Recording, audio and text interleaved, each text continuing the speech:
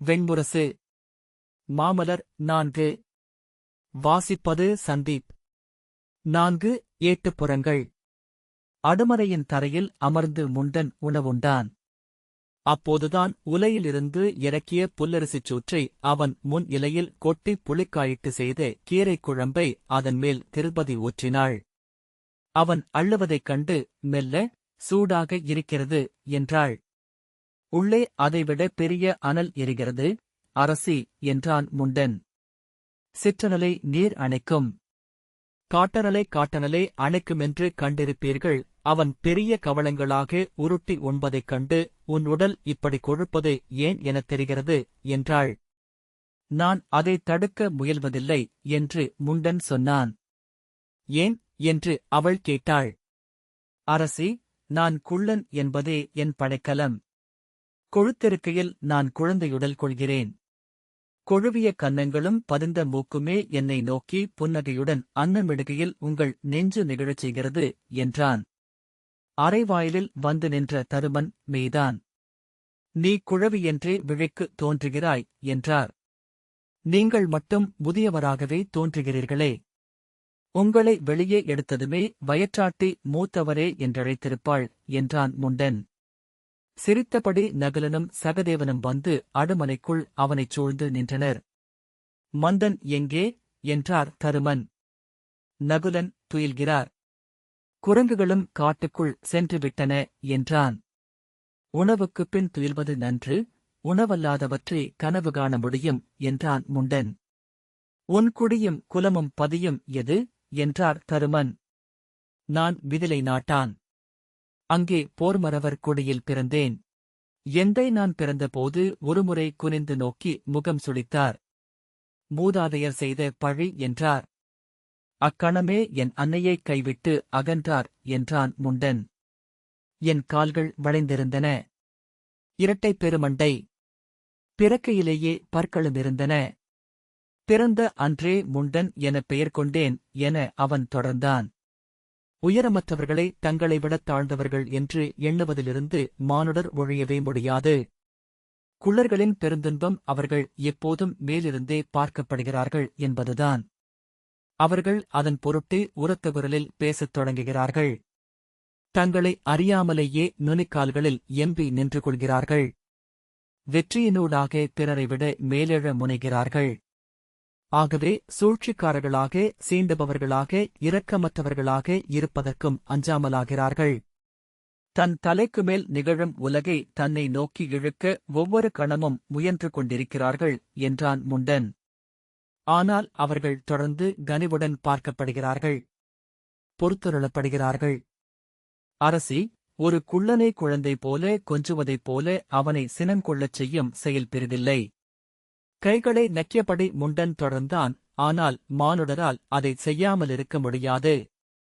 ஏனென்றால் குள்ளர்களை அவர்களின் ஆழுள்ளம் குழந்தைகளுடன் ஒப்பிட்டுக் கொள்கிறது. திருபதி, ஆம், உன்னையும் அவ்வாறே எண்ணிக்கொண்டேன் என்றாள். அதனால்தான் என் சொற்களிலிருந்த நஞ்சுக்கு நீங்கள் நகைத்தீர்கள் என்றான் அவன். அவள் சிரித்து, ஆம். மட்டுமல்ல, நான் இங்கு அவ்வாறு பிறிதொருவகை பேச்சைக் கேட்டே நெடுநாட்களாகின்றன என்றாள். இளமையில் நெடுநாட்கள் நான் அன்னையரின் குழவியாகவே இருந்தேன். என்னை இடையிலேயே வைத்திருந்தாள் என் அன்னை. அவள் தோழியரும் என்னை இடையிலெடுத்துக் கொள்வார்கள்.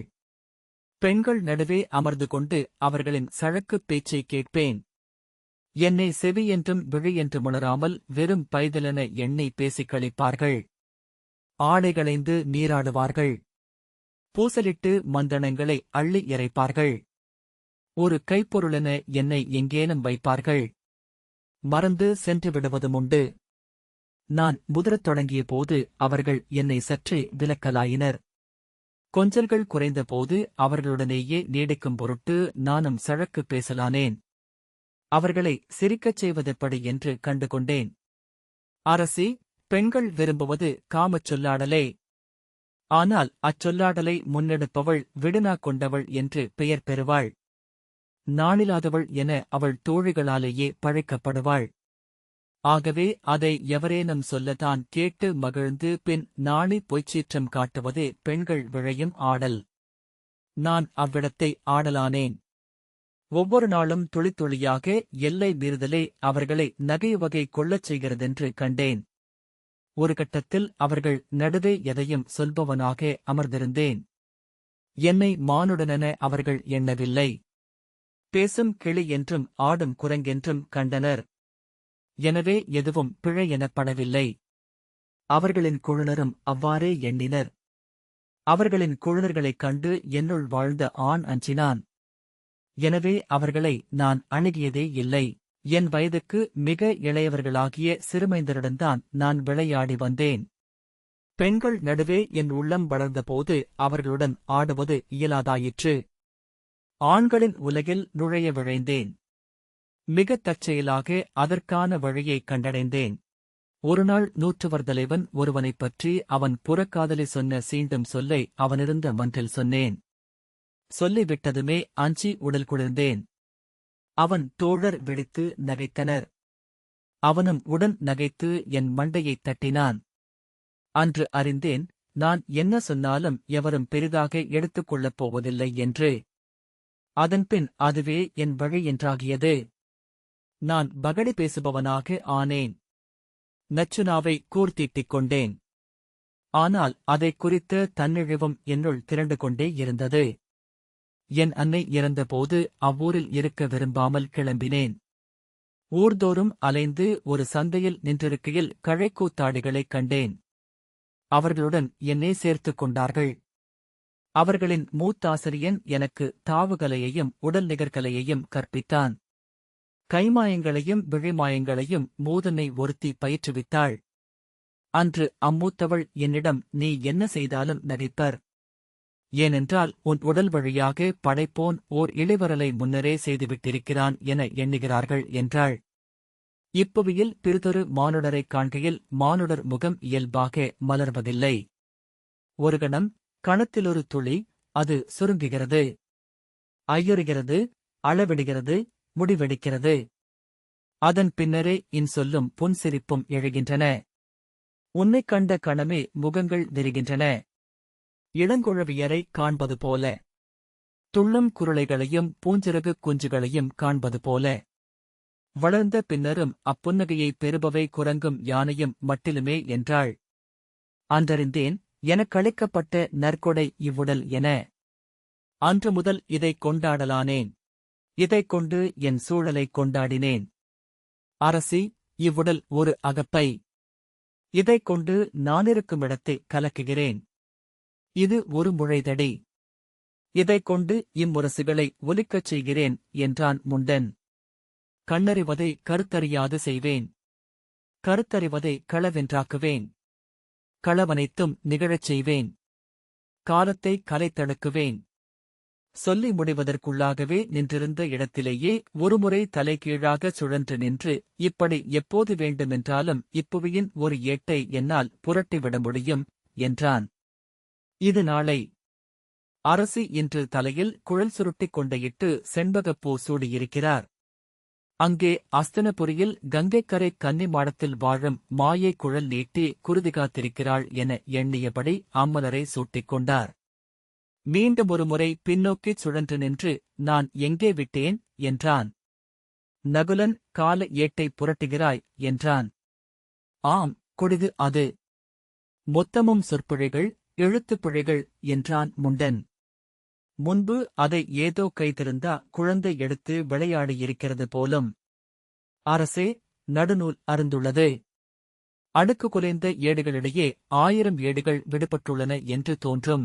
நகுலன் சிரித்து, காவியமும் கற்றுள்ளாய் போலும் என்றான். அவன் கைகளை நக்கிக் கொண்டு, நற்செயல்கள் காவியமாக ஆவது போல் இன்னுணவு நறுமணமாக ஆகிறது என்பார்கள் என்றான். உடனே ஏப்பம் விட்டபடி, ஆனால் சற்று மிகையானால் கீழ்காற்றாக ஆவதும் உண்டு என்றான். தருமன், சி. இவனுடன் சொல்லாடுவதே இழிவென்றுபடுகிறது என்றார். ஆகாதா என்றான் முண்டன். தருமன் திரும்பி தன் அறைக்கு சென்றார். நகுலன், வருக, மூத்தவரை மகிழ்விக்கும் சிலவற்றை சொல்க என்றான். நான் என்னை மகிழ்விப்பதை மட்டுமே சொல்லும் வழக்கம் கொண்டவன் என்றான் முண்டன். சரி, அதைச் சொல் என அவன் தலைமேல் கை வைத்து தள்ளிக் கொண்டு சென்றான் நகுலன். தருமனின் அறைக்குள் சென்றதும் நகுலன், சினம் கொள்ள வேண்டாம் மூத்தவரே. அவனே சொன்னபடி அவன் அனைத்துக்கும் கீழிருப்பவன். அங்கிருந்து நம்மை நோக்க அவனுக்கு உரிமை உண்டு என்றான். நான் பாதாளத்திற்குக் கூட சென்று நோக்குவேன் என்றான் முண்டன். அரசர் இப்போது நோக்கும் நூல் என்னவென்று நான் அறிவேன். தருமன், என்ன நூல்? சொல் என்றார். சௌரவேதம் என்றான் முண்டன். தருமன் வியந்து, எப்படி தெரியும் என்றார். உங்கள் உளம்பயின்று அறிந்தேன் என்றான் முண்டன். மேலுமென்ன பயின்றறிந்தாய் என்று தருமன் கேட்டார். இதை சூரியமைந்தரான அங்கரின் வேதமாக நீங்கள் எண்ணுகிறீர்கள் என்றான் முண்டன். விளையாடுகிறாயா என தருமன் சீறினார். முண்டன் அஞ்சி நகுலனுக்குப் பின்னால் சென்று ஒளிந்து கொண்டான். பொருட்படுத்த வேண்டாம் மூத்தவரே. இவனை ஒரு இனிய விளையாட்டுப் பொருளாக மட்டுமே எண்ணுக என்றான். தருமன், அவன் அத்துமீறுகிறான் என்றார். முண்டன் அஞ்சி நடுங்கி நகுலனுக்குப் பின்னால் பாதி மறைந்து ஒரு கண் மட்டும் காட்டி, இனிமேல் இல்லை என்றான். என்ன இல்லை என்றார் தருமன். இனிமேல் உண்மையை சொல்ல மாட்டேன் என்று முண்டன் சொன்னான். தருமன் சிரித்துவிட்டார். இவனை என்ன செய்வதென்றே தெரியவில்லை என்றார். உண்மைகளை நான் வேண்டுமென்றால் பொய்யாக்கி விடுகிறேன் என்றான் முண்டன். ஐயோ என தருமன் தலையில் அடித்துக் கொண்டார். காவியமாக்குவதை விட இது எளிது என்றான் முண்டன். இவன் கால ஏட்டைப் புரட்டுவான் என்கிறான் என்றான் நகுலன். சகதேவன் பின்னால் வந்து நின்று, அதை நாம் கண்களாலேயே காண முடியும் என்றான். திருப்பதியும் வந்து கதவருகே நின்று, என்ன இருந்தாலும் நாம் அவனை மட்டுமே நோக்கும்படி செய்துவிடுகிறான் என்றாள். காலத்தை புரட்டுவாயா என்றார் தருமன். தெரியாமல் செய்துவிட்டேன் என்றான் முண்டன். எங்கே புரட்டு பார்ப்போம் என்றார் தருமன். எவருடைய காலத்தை என்றான் முண்டன். மூடா, உன்னுடைய காலத்தைத்தான் என்றார் தருமன். நீ என் கையால் அறை வாங்குவாயா இல்லையா என்று சொல். முன்னோக்கிச் செல். நாளை என்ன நடக்கப் போகிறது என்று பார்த்துச் சொல் என்றான் நகுலன். ஆம் என்று சொல்லி அவன் 4 முறை சுழன்று நின்று ஆ என்றான். என்ன என்றான் நகுலன். என்ன என்றார் தருமன் திகைப்புடன். எனக்கு பன்றிக்கறியிட்டு ஊன்சோறு அளிக்கப்படுகிறது. நகுலன் சிரித்து, அதைவிட சற்றே முதன்மை கொண்ட சிலவற்றைச் சொல்லலாம் என்றான். அரசி தேன் சேர்த்த கனிக்கூழை எனக்கு அளிக்கிறார்கள். நகுலன், சரி, வேறு என்றான். காட்டுக்குள் ஒரு யானை வந்து அகழைக்கு அப்பால் நின்று துதிதூக்கி நுண்மணம் கொள்கிறது. 2 குரங்குகள் அதன் மேலே கிளையிலமர்ந்து அதை அச்சுறுத்தி துரத்துகின்றன. அதன் மேல் காக்கை எச்சம் வெண்சுண்ணமாக வழிந்துள்ளது. நகுலன் சலிப்புடன், நன்று, அனைத்தையும் பொதுவாகவே உன்னால் சொல்ல முடியும் போலும். நீ விழைவது நிகழ்க என்றான். தேன்பழக்கூழை தாடியும் முடியும் நீண்ட ஒரு விருந்தினருக்கு அளிக்கிறார்கள் அரசி என்று முண்டன் சொன்னான். அரசரை எட்டுறுப்பும் நிலம் தொட விழுந்து கால் தொட்டு வணங்கிவிட்டு பீடத்திலமர்ந்திருக்கும் அவர் ஓர் இளமுனிவர் என எண்ணுகிறேன். இன்சுவையை அவர் அருந்துகிறார். அவர் கண்கள் வண்டுகள் போல ஒளிகொண்டிருக்கின்றன. கரிய சிறு உடல் குதிரைக் குட்டியின் இறுக்கம் கொண்டது. அப்போது பெருங்குரல் எழுகிறது. பேரிடலர் முன்னரே செய்தியறிந்து வந்திருக்கிறார். வந்த விரைவிலேயே இளமுனிவரை அவர் அள்ளி எடுத்துச் சுழற்றி தன் தோளிலேற்றிக் கொண்டு நடனமிடுகிறார். இருவரும் குடிலே அதிரும்படி நகைக்கிறார்கள். குரங்குகள் அதைக் கண்டு திகைக்கின்றன.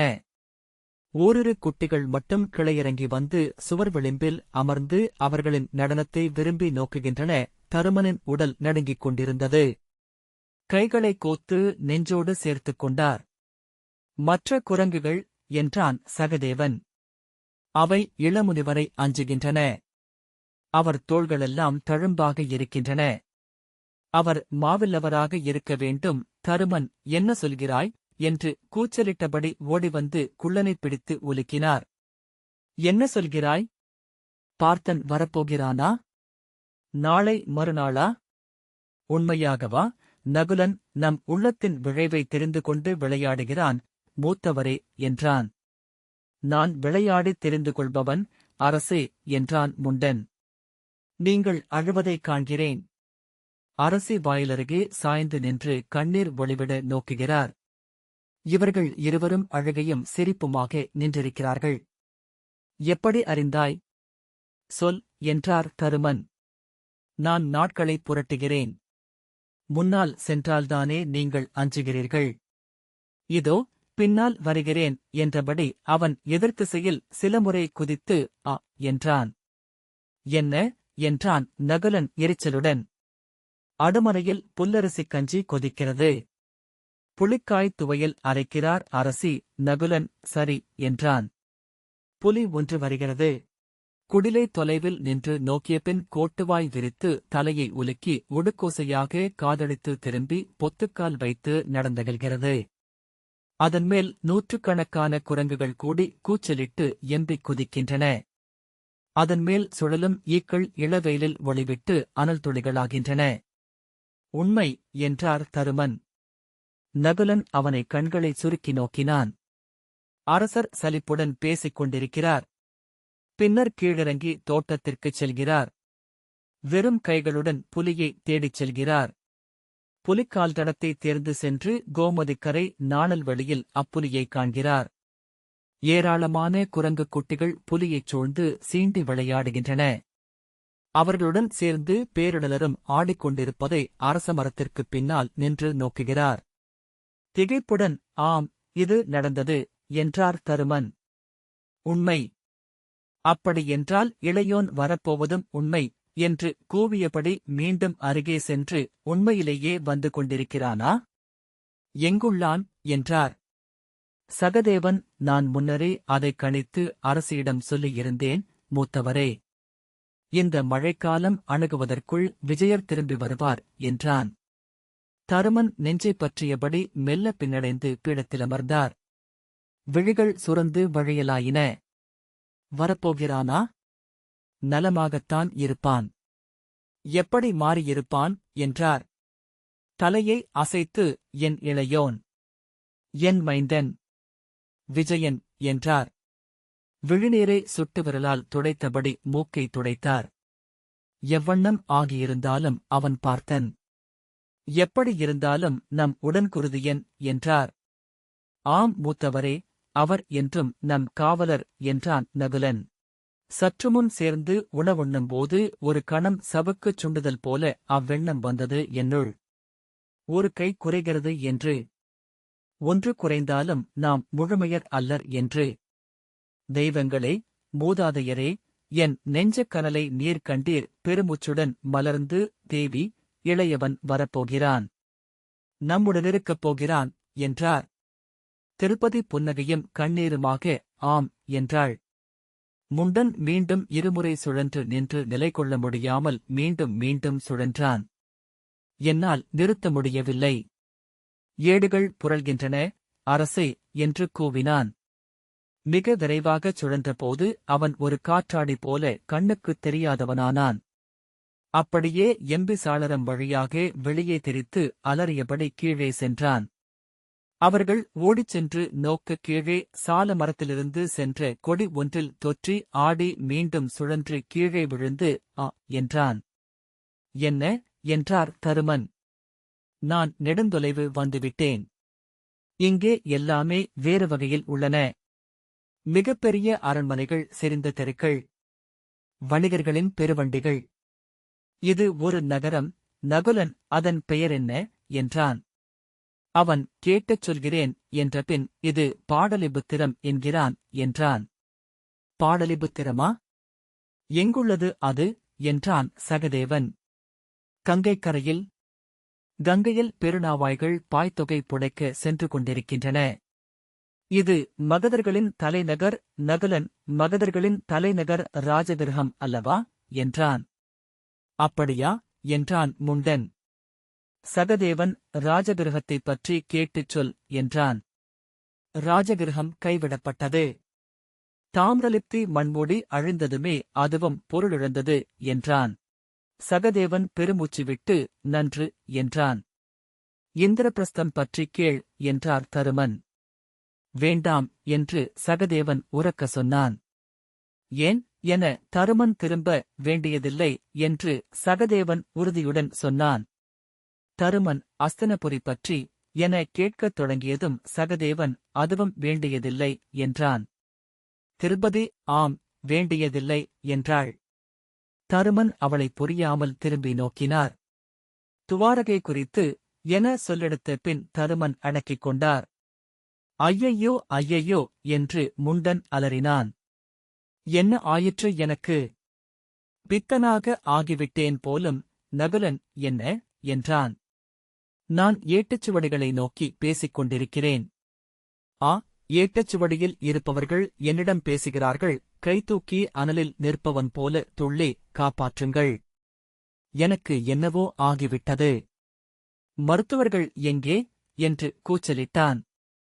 நகுலன் யார் உன்னிடம் பேசுகிறார்கள் என்றான். நீங்களெல்லாம்தான். இவையெல்லாம் ஜெயசேனர் எழுதிய கல்யாண சுகந்திகம் என்னும் நூலில் உள்ளவை என்றான் முண்டன். எவை என்றான் நகுலன்.